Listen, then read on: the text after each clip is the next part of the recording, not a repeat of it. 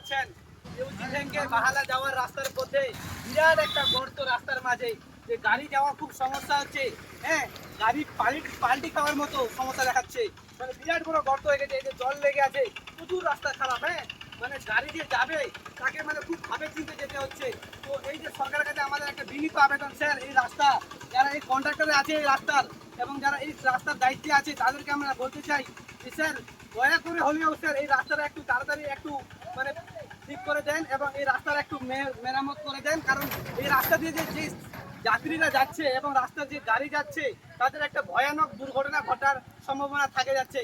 কারণ যে এই রাস্তা কখন ঘটবে বলা যাবে না। দেখতে পাই বিরাট বড় গর্ত, জল লেগে আছে, মানে অনেকটা খারাপ হয়ে গেছে রাস্তা। মানে গাড়ি যাওয়াতে খুব সমস্যা হচ্ছে।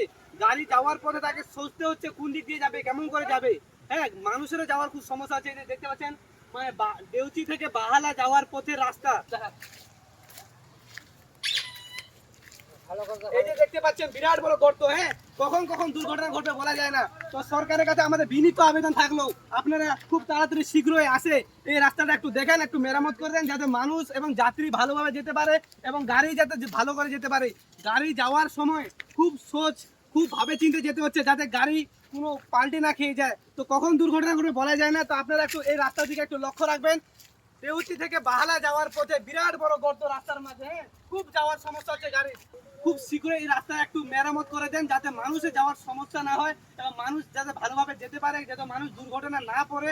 হ্যাঁ, তা আপনাদের কাছে বিনীত আবেদন থাকলো আপনারা একটু এই রাস্তার দিকে লক্ষ্য রাখবেন, যে করে হোক একটু রাস্তাটা দেখবেন। হ্যাঁ, চারদিকে রাস্তাটা একটু দেখাতো।